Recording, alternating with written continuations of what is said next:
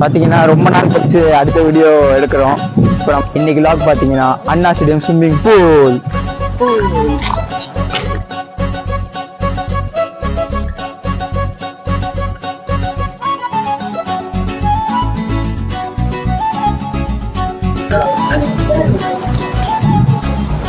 வாங்கடா